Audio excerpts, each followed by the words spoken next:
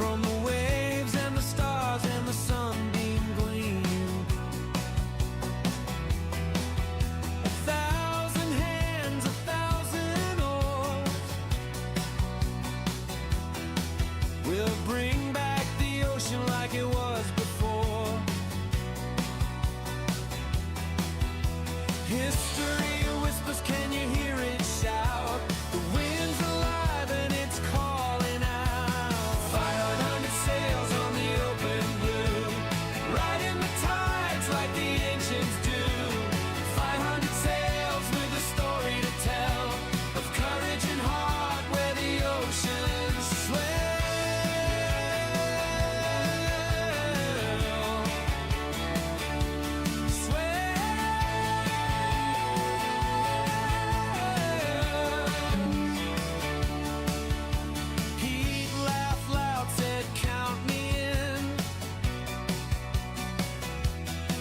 Let's chart the course where the waves begin.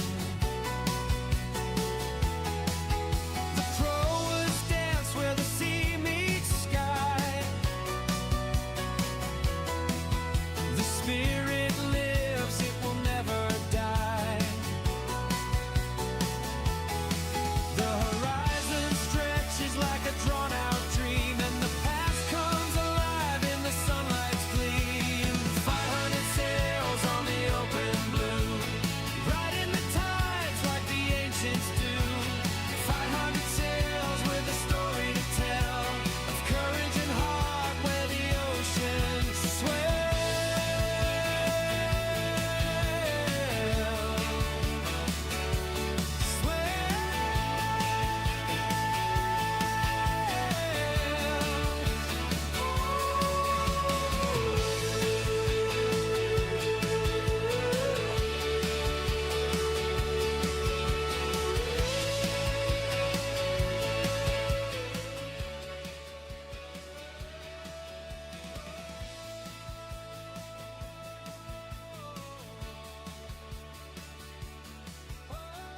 Hi, Brad.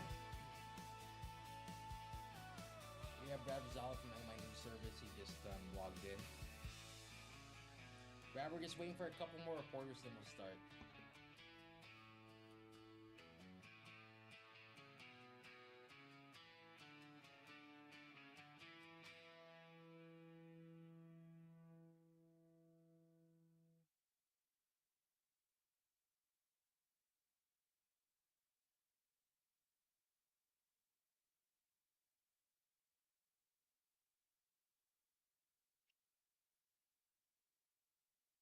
Hi, Brian. This is Brian Manaba from the Rams Variety and Pacific Island Times and Public Radio Guam. Hey, Brad. We're just waiting for one more partner from KSPN2, then we'll go ahead and start. Let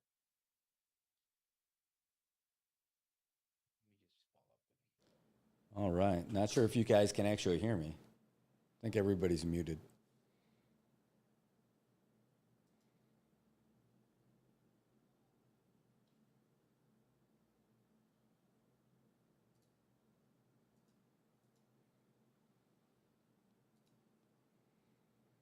All right, folks. Well, we are muted right now,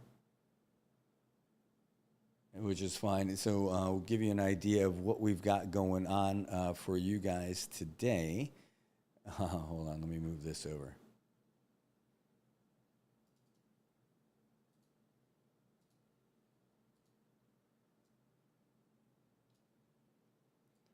Yeah, you guys are going to be able to see what's going on here in just a moment.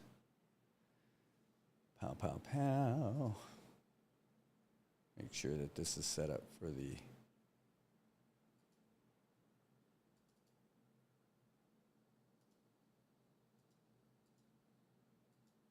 There we go.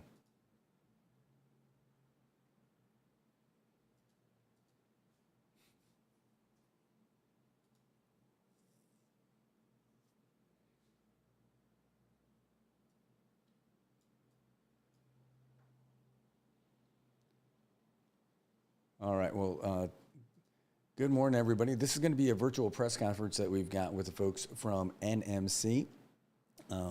with the big announcement that they've got for for this big donation they've got from the Helmsley Trust. So we are in a holding pattern right now with the folks. You'll be able to see them in a little side by side here. Here, let's do this double. Boom. Recording in progress. Okay, it looks like we're just getting that recording part started. So you'll be able to hear these folks too. You're going to be able to see it. You're going to watch the whole thing as if you're in the press conference, like the way we would normally do our live press conferences. So you are along for the ride as well. Hi, Sakura. This is what we've Everyone, got this is Sakura right from now. KSPN2 News. All right, I think we are all here. We can go ahead and begin. I'll just go ahead and begin with some housekeeping rules. Reporters, after their statements, Dr. G, Walter, and Rosa, you can go ahead and ask questions. Go ahead and raise your virtual hand, and I'll call on whoever asks first. Let me just spotlight myself. Good morning, everyone. Thank you again for joining us. This is truly a great day for the Norman's College and the Commonwealth. We're proud to announce that NMC has been awarded a $2.3 million grant from the Leona M. and Harry B. Helmsley Charitable Trust, an investment that will strengthen nursing education, enhance workforce training, and expand critical allied pathways across our islands. This 36-month grant, which runs from February 2026 to January 2029, will empower our nursing department to modernize its program through a concept-based curriculum, develop a state-of-the-art simulation and skills laboratory, and relaunch essential training programs like the hemodialysis technician and community health worker certificates. On behalf of the college, we extend our deepest appreciation to the Helmsley Charitable Trust and its trustees, especially Mr. Walter Panzier, for their confidence in NMC and their commitment to improving healthcare access and readiness in the CNMI. Right now, we have Mr. Walter on the live right now. Walter, thank you. Thank you. At the Helmsley Charitable Trust, we are committed to improving access to high-quality health care in rural and underserved communities, because where you live should not determine your healthcare outcomes. Rural and remote communities, such as the Commonwealth of the Northern Mariana Islands, face persistent healthcare workforce challenges that can limit access to care. That's why we are so proud to support the Northern Marianas College with this $2.3 million grant to strengthen local healthcare education and workforce training. This investment helps build local capacity, expand hands-on training opportunity, and supports a sustainable pipeline of healthcare professionals that is so desperately needed on the islands. By investing in these local education workforce developments, Helmsley aims to strengthen healthcare access, improve long-term sustainability, and ensure that communities can receive care close to home. I am just so excited for this partnership and so excited to hear the many, many stories that are going to come out of this. So I'll turn this over back to Dr. G. Hafide, Tiro, and Aloha. We are truly and deeply grateful to Walter and the entire team at the Leona M. and Harry B. Helmsley Charitable Trust. This could not have come at a better time as we in the CNMI are struggling with an economic downturn and a whole slew of other issues. And, you know, it's really groundbreaking because this is one of the largest grants we've received that is not from a government entity, but from a nonprofit foundation. And this reflects our efforts at the college to really pursue opportunities as we are cognizant of the challenges that our local and federal governments are facing. So we are very grateful to the Helmsley Charitable Trust because what this reflects is not just an investment in the Northern Marianas College, but there's really a deep and broad-based investment in improving the healthcare system here in the CNMI. because you've also invested in the MRI machine over at the Commonwealth Healthcare Center. And in this case, you are investing in lab equipment and improving our curriculum with our nursing program as we prepare to break ground on our Workforce Development Training Center that will house the nursing program. So, you know, this vision of that the Helmsley Charitable Trust has to increase access to healthcare, advance new and research and ideas, and improve the quality of everyday life. That's what we're about at NMC. Our mission is to cultivate stewardship through scholarship, using the best that higher education has to offer to improve lives. And with our nursing program, we've done that. And on that note, I want to give a huge thanks also to the head of our nursing program, Mrs. Rosa Aldan. You and your team, as well as the entire team at NMC, worked for months on this grant application, and it was no easy task. And the proof is in the pudding. Because of your hard work and the hard work of everyone, we now are able to invest in ensuring that our future nursing students and the future nurses of the CNMI have nothing but the best training equipment and the best curriculum to ensure that not only are they going to graduate with and pass the NCLEX, but most importantly, that they are going to meet the pressing healthcare needs of our communities. So again, big thanks to the Helmsley Charitable Trust. Walter, I really appreciate that you and your team have taken a very authentic, engaging approach. You're not parachute donors. You come in, you really get to know the community, you get to know the people, and you get to know our needs. And we can't thank you enough. And again, thank you, Ms. Rosa, for working with your team and the NMC team and putting this together. And I'll hand it over to you, Ms. Rosa. Thank you, Dr. G. First, I would like to say half a day to the team here and to Walter. It was good to see you again. So I'd like to take this opportunity that on behalf of our nursing team and myself, I would like to extend our sincere thank you, appreciation, and gratitude to the generous contribution from the Leona and Helmsley Charitable Trust. This is really a generous grant award, and we're really excited to, follow the goals that we've set in our application and the initiatives that we want to bring our nursing program up to higher heights or to the next level. I just want to share that, in the past, even before or right after U2, our students were learning intense, like they have their lectures, and our faculty had to be creative to do the skills lab. And one of that creativity, one of the faculty used the pool noodles to, demonstrate and have the students practice how to do injections. And another use is, the orange fruit to also be the padding to think that that's the muscle, and this is how you're going to do the injection. So it was a lot of creativity to get the skills across so that the students can practice.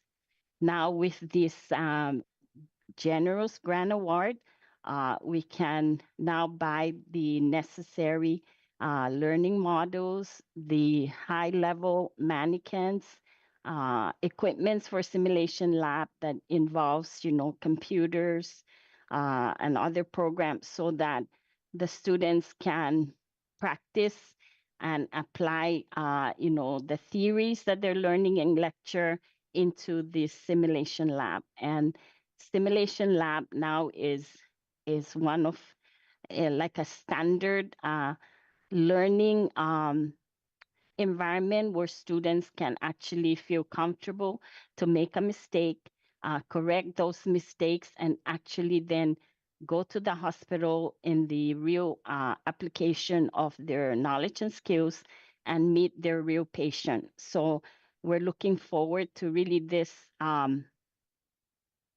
high-level technology that even for us faculty, we have to also do some learning. And with this grant award, we would also put in professional development to bring our faculty up to speed, and also to move our current curriculum into what we call concept-based curriculum, which is now the standard for nursing education, where we will help our students to develop their critical thinking, decision-making skills, and be more suitable in this fast, technology healthcare. And so we're really very excited. I know that we'll be doing a lot of work in the implementation, but I think it's something that we've always envisioned to have for our students. And so that after we can foresee maybe moving, even adding a bachelor's of science in nursing degree from, having all this new technology, new innovations, and just bring our program up to speed. So thank you, Walter, and your Charitable Trust Foundation. Thank you, Miss Rosa. All right, reporters, we'll now open the room for questions. Go ahead and raise your virtual hand, and I'll try. Who is up first? Tomas. All right. First question. Afide Zantiro, thank you for your donation to the CNMI. I did want to ask Mr. Walter, as Dr. G put it, you're not a parachute donor. This is the second major donation. And I heard it was a grant application. So can you tell us if it was, how competitive that was? And secondly, just on a personal note, your interest in the CNMI and your motivations to look at this particular area. Sure. First of all, at the Helmsley Charitable Trust, we do not take unsolicited grant applications. So what we did when we came to CMMI, we like to talk with everybody. So we talk with government, we talk with the community. When I say the community hospital, the clinics, the colleges, and really my team dives down to learn what are the challenges, because you guys understand the challenges. You guys live it every day. It's not for us to say, these are your challenges, this is your solution. And then we sit in dialogue together, like we did today, like we did with the college, to say, okay, you want to get to the next level of Bachelor's of Science Nursing. What are your challenges? What's hampering it? How can we get more nurses here on CMMI trained? And pass the NCLEX and NCLEX tests, et cetera. Mhm. So it's really a community conversation what led to this grant. We don't say we have all the solutions, but that's kind of the secret sauce of our successes. It's a team-based approach where we listen to the community needs and we work together to address the community needs. And how we even got to CMMI is a very interesting story. As our corpus grew, we started out in 5 states, mostly in the Midwest. We expanded once before, added additional states, and moved out west. And then I heard of the great challenges that were happening in the U.S. Pacific territories. And my team and I initially did a deep dive analysis of the challenges we were hearing. And we saw those challenges to be true on healthcare delivery, healthcare access, and some of the educational challenges of workforce development, et cetera. And we planned a scoping trip. We looked and listened and met with all the stakeholders and said, you know what, this is a place where Helmsley Charitable Trust dollars can make a huge difference. And we decided to incorporate, at that time, our Northern Marianas Islands, and America Samoa and Hawaii into 3 more additional states, the states and territories for Helmsley grants. So this is something we don't take very lightly. We don't do expansions that often. So we did a lot of research into it. And when I say we do an expansion, we're going to be here for a while. We're not going anywhere. We're not a flash in the pan. There's a lot of need, and as long as we can financially be here in all these communities, we'll continue supporting these communities and help the healthcare challenges here and in our other states and territories we serve. Thank you, Walter. I believe Brad has a question. Brad Rizala, NMI News Service. Yeah. Hi. Can you guys hear me okay? Yes, sir. Yes. All right. Well, Walter, thanks again. This is really great news for the CNMI. Of course, about a year and a half ago, almost now exactly, we were there for your press conference at the hospital where you were announcing the $6.4 million for the MRI. Now we hear about 2.3 or about $9 million into donations here in NMI. This sounds like it's going to be a big impact on the college. With this kind of a donation and within 18 months, can we expect to see more from you? And if so, with all these folks that you have been visiting, what might be something that you're looking at next as well? Well, I don't want to really tease out what we're going to do next. But rest assured there are more grants in progress for the Northern Marianas Islands. We are currently in discussions and planning. I hate to be a tease on this, but look forward in the next several months to more things coming for the Northern Marianas Islands. Oh, and All right. Thanks, Brad. Tomas, you had another question? Yes, my question is for NMC, perhaps Mrs. Rosa Don. You mentioned going into a bachelor's program, which I know many people would look forward to, right? I'm curious about the capacity in terms of how many students NMC has in its nursing program. So what is the average number of students? And given the donation, what amount of students can you hold, and what would the ideal size of a program be, I guess, when we're talking about workforce development and actually having the numbers to fill the hospital, right? Okay, so our program right now is a 2-year program, and so we've set the number of admission to be 25 or 30, but that really depends on the number of faculty that are available, right? And because CHC is the only hospital on island. Right now, we're making a memorandum of agreement with other agencies where we can make our students be part of that learning experience in their agency. But as soon as we see the need to increase our faculty, and having said that, that is our future goal, to have a bachelor's degree. That again would require full-time positions for faculty to run our associate degree and also run the bachelor's degree. So, but we're now at 25 or 30 students, and we still have a lot of interest, even though we have an admission test to get into the program. We're still having like 100 some students in pre-nursing. So the interest is there. And I think with the grant award that the Helmsley Charitable Fund gave us, I think it's going to bring more interest because now the technology is there. There'll be more opportunities for learning, using the state-of-the-art equipment.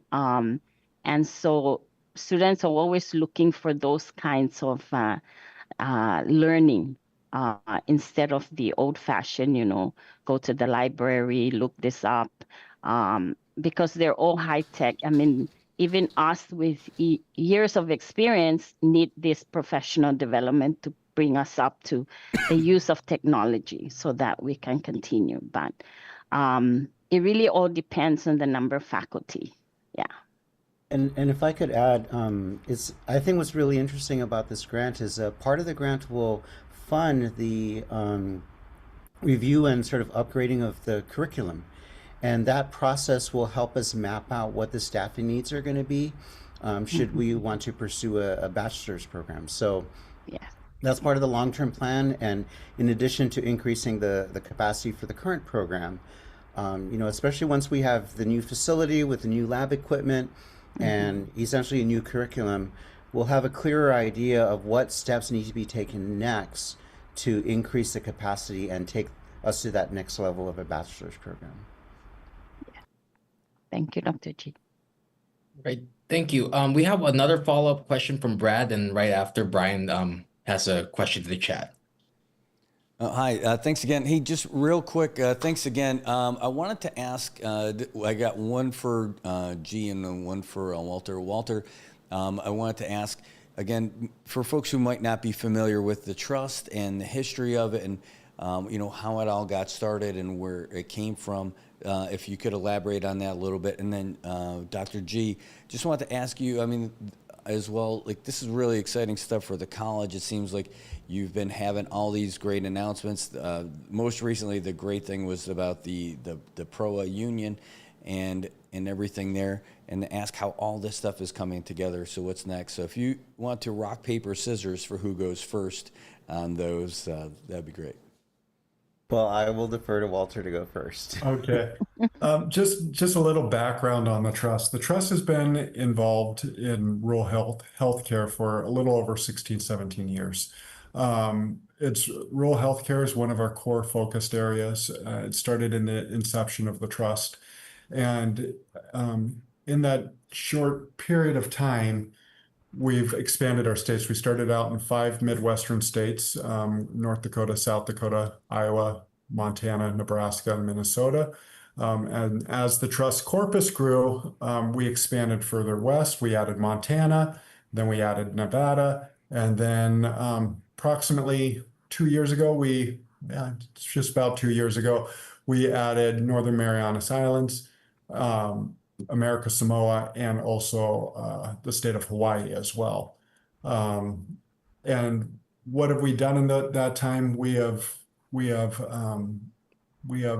granted well over $850 million in grants in those various states and territories in that period of time. Everything from I'm a firm believer to keep care local and to emphasize care is local, and that your zip code should not determine your healthcare outcomes. And we've addressed that in several ways. Everything from improving cardiovascular care, improving virtual care to specialists, to improving training for everything from first responders to nurses to hospital technicians as well, bringing new service lines to hospitals, a whole variety of things. Basically, it's my core belief that just because you choose to live in a rural area, that you should have the same healthcare access points that all of our urban counterparts have.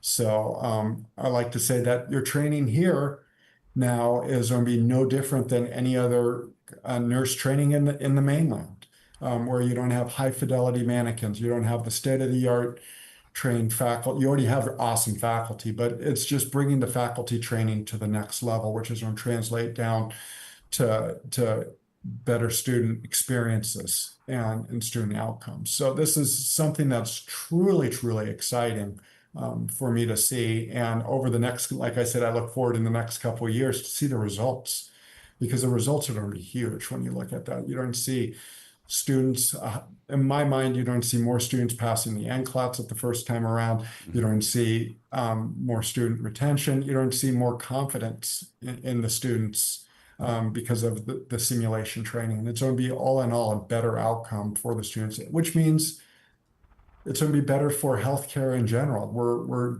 creating a pipeline of nurses that the hospital and the clinics so desperately need across our community here, and giving people who live here on the islands the greatest training opportunities, so they don't have to leave. They don't have to go to Hawaii. They don't have to go to the mainland and different places for training. They can get their training here at home, and will be equal, the same as any other great institution. So I'll turn it over to Dr. G. Thank you very much, Walter. And Brad, I think your question is, how is it that all these great things are coming together at the right time in the right place? Northern Marianas College celebrates its 45th anniversary this year. And none of this is by accident. I think the Northern Marianas College represents what's best about the Northern Marianas is our ability to be resourceful and to come together and work together and make the best of our limited resources. It sounds cliche to say this, but it's that Chamorro practice of inefamalik, where we work together in harmony to make things better. And none of this came easy. All these buildings that are going up, for every 90, for every like one yes, we got over a dozen no's when it came to grant applications or enlisting support from the federal government or the local government. So um, a lot of people use the word resilience. I prefer the word tenacity, where we're persistent, we work hard, and we just know that if we come together and work together, great things will happen. And what's happening at NMC on our 45th birthday is a clear reflection and example of that. Thank you. Thank you, Dr. G and Walter. We have a couple questions from Brian from Variety. The first question is for Walter. What long-term impact do you hope the trust involvement will have on small island communities like the CNMI? Well, I think number one, what I would love to see is healthcare delivery done at home. When I say that, meaning reducing the referrals off island, because I'm a firm believer. I live in Hawaii. I live on a small neighbor island. I understand the challenges. Unfortunately, I've had to go off island and go to a higher level of care, but people heal when they're close to their support network, when they're close to their family, their friends, their loved ones. They heal better, they have their support. And anytime when we're able to create a program to keep healthcare local, to help people stay home, not only is it a financial benefit for the community because that dollar stays within the community, but it's better for the individual because they're surrounded by all their loved ones. And that's what I hope to see long term, with our involvement, more care being delivered here on the Northern Marianas Islands. And you're probably thinking, how does this fit? Well, we have to develop our infrastructure here, and increase our infrastructure because it's challenging. Workforce is challenging, and more small communities need to look at growing their own because every small community has no shortage of talented people. We just have to harness their energy and foster it and grow it and give people the opportunities to grow. And it'll happen. It'll work. I've seen it in countless communities where Helmsley has been over on the mainland, where we've seen people grow and we've seen communities grow when given the opportunity to grow. Thanks, Walter. I have a question from Brian for Dr. Jane Rosa. What is the current demand for nursing program versus available slots? And how many applicants typically apply each year and how many are admitted? Well, I'll kind of answer, and then Miss Rosa can either add or correct me if I'm wrong. But ahead. my understanding, based on the most recent assessment and institutional data, is that typically every year we admit a cohort of anywhere between 25 and 30 students. So remember, there's more than one cohort in training at any given time, but we usually have upwards of 100 applicants. So did I get that right, Miss Rosa? Yes, you did. Yeah. Yeah, so that, the interest is there. I mean, it's not like the students are not interested. But again, in nursing education, you have to have an admission test, right? To screen out your applicants because, you have to look at their knowledge in terms of the sciences, English, reading, the basic knowledge before entering because once they enter the program, then they have to study the actual nursing. Like, we don't have time to teach you composition, or that should all be done, right? And so we concentrate on that. So again, because of clinical site availability, we have only one hospital, and the number of faculty we have, that's why the highest, admission number we can take is 30. But that's even pushing it, because faculty have to do lecture and the same faculty goes to clinical and do all the prep and everything. So it's actually, we've seen it one time when I first came to the college, we had 40. And it's like we just never rest, right? And that's not good, because even though we want to do quality education, it's just too much and too little of us and not enough clinical sites to expose them. Yeah, so 30 is kind of the magic number, but I'm saying, like, if we increase our faculty and we have more clinical sites, then that would be all good. We can admit more students. And because, I'm sure you heard about the 2029, right?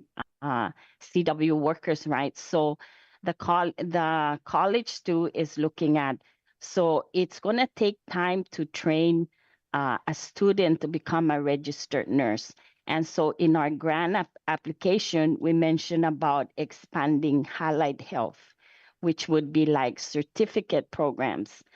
And that would assist our hospital and private clinics with their healthcare workforce, right? So if you have like a registered nurse and then you have other allied health personnel that can do other tasks, then if you have that combination of staffing complements, then it gives time to the hospital plus us to actually grow our own RN, nurse, right, registered nurse, and gives time to the hospital to recruit, because they're still going to have to do some recruitment, but at least NMC can produce, locally some more of that number of nurses that are needed in the workforce, because it takes time to recruit.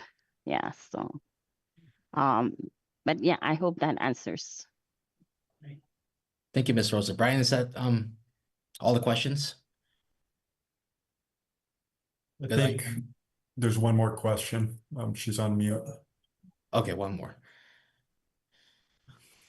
All right. She has her hand up. Is it Sakuro? Oh, yes. Hi, Sakura. Go Hi ahead. guys, can you hear me? Yes. Sorry, I didn't know how to do that waving thing. So my question, I have a couple of questions. The first one is for Miss Rosa. I know you mentioned that in the past, a little bit after the storm, that we've been using pool noodles or oranges for the simulation. And coming with this grant, we will have a simulation lab. What are we using right now or in the in-between time, like since then? What is something that we are offering our students? I'm just curious. Okay, so to answer that, so we do have basic mannequins. And so when we talk about, like, we have the model, right? And then students can use, like the arm, there's a cushion there. They can use that for injection as opposed to the oranges and the pool noodles, right? And then, they can do procedures using that model. They can also demonstrate through their partners, like how to check sugar levels, like that. But we don't do all that other stuff like Foley insertion on each other. No, it will be done on the mannequin. And so that gives them an opportunity to develop their confidence and learn the skills. So that's what we're doing. Plus, a lot of the videos that are available online to supplement that. And so once they're tested through the skills, then they can actually apply it in the hospital. Now with simulation, we can do more. There'll be plenty cases of different scenarios. And those scenarios would be exactly patients that they will meet in the hospital, but they develop already that confidence to go in there and take care of the patient, because they have this simulation that, they get to practice, they make mistake, they find out, okay, why did I make the mistake? We don't want the mistake to happen at the hospital. And so that's why the simulation lab is critical, and it uses a lot of the technology, more electronic machines to get your data about your patient, that kind of stuff. So it's going to be exciting. Now we train them using the manual blood pressure, but actually there's electronic blood pressure that you just wrap around the patient's arm and you get the result. But then, you have to know how to use the technology.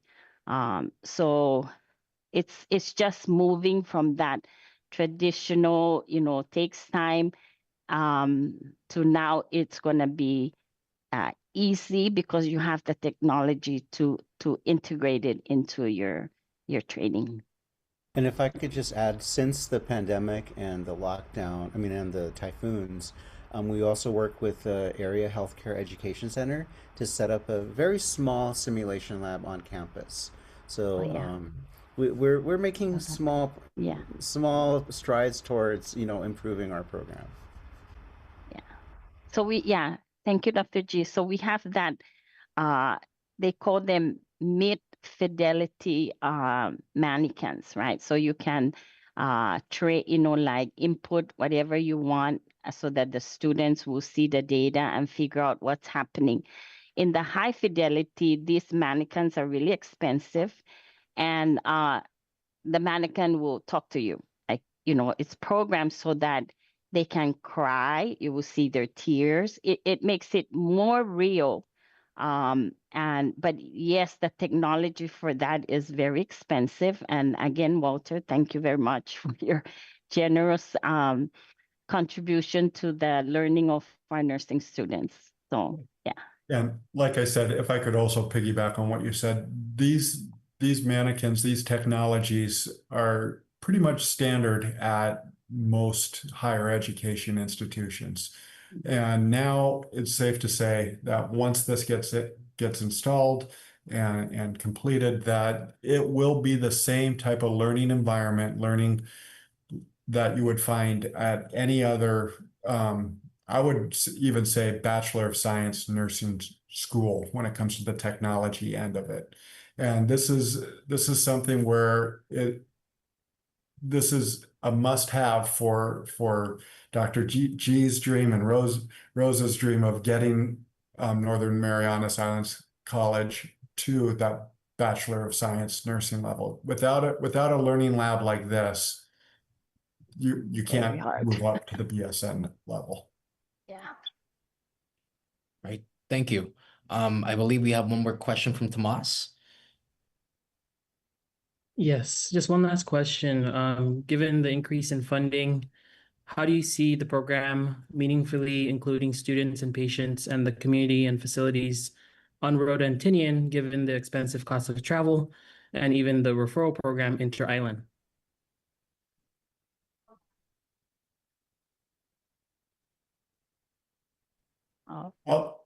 I'll let you guys answer that one since that affects the college more. It's a great question, Tomas, and we maintain active sites on Rhoda and Tinian, and we in the past we've taken some programs to Rhoda and Tinian for short-term accelerated studies.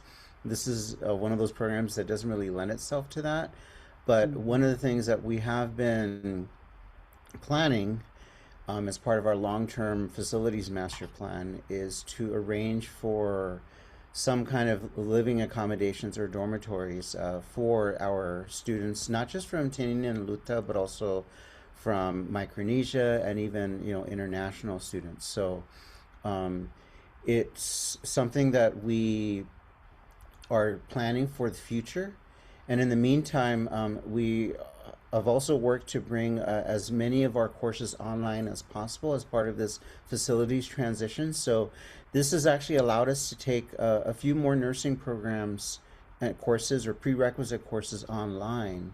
So we hope that that would be a nice sort of pipeline for our students from Tinian and Luta. So It's definitely in part of our planning, part of our vision. It's just got to be sort of one step at a time. But that's definitely something we're working towards. Thank you. And then we have one question from Brad. Yeah, just kind of a wrap up. Want to say thanks, Miguel and Dr. G, for your team, and Rosa for putting this together for us and having the opportunity to get all of you together. Walter, it was great to see you here again, but we're going to see you in the CNMI again in the near future. The virtual thing works, but do you think we're going to be able to see you again soon? Oh, absolutely. Myself and my team will always be making trips out to the islands. It's so important. This virtual thing works great on this type of an announcement, just to get everybody in the same room, and whatnot. But definitely, we will definitely be back. Myself and my team will be back. I love coming out to Northern Marianas Islands, Saipan. I've been to all three, Rota and Tinian. I have a special place in my heart for all three, and so I will definitely be back, and my team will too. All right. Hey, thanks so much, everybody. Thank you. Thank you. If there's no further questions, I think that's it. Thank you again to all the reporters for coming out here. Thank you, Dr. G, Walter, and Rosa, for your time. Reporters, I'll be sending out a press release shortly after this meeting and the recording. Thank you all. Thank you. Thank you. Guys. Thank Thank you. you. Bye. All right, so that is going to wrap up our press conference with the NMC, and big news from Northern Marianas College. They're going to be getting $2.3 million for their nursing program, and it sounds like we're going to have some of the best technology available for our students who are here as they continue to try to make it even a more in-depth, a more robust nursing program, which, by the way, is already outstanding. So it's from the Leona M. and Harry B. Helmsley Charitable Trust. We heard from them 18 months ago when they came out to talk about the donation they're making to the hospital for the $6.4 million donation that they made for the MRI, and they are definitely making an impact here in the Marianas. Well, folks, we got to get to work on making sure we put this out for everybody, too. For folks who didn't watch it live, we'll be putting together the story, and it'll be up there on the website and the social media stuff. So thanks for tuning in. Thanks for watching, and have a great day. We'll see you soon.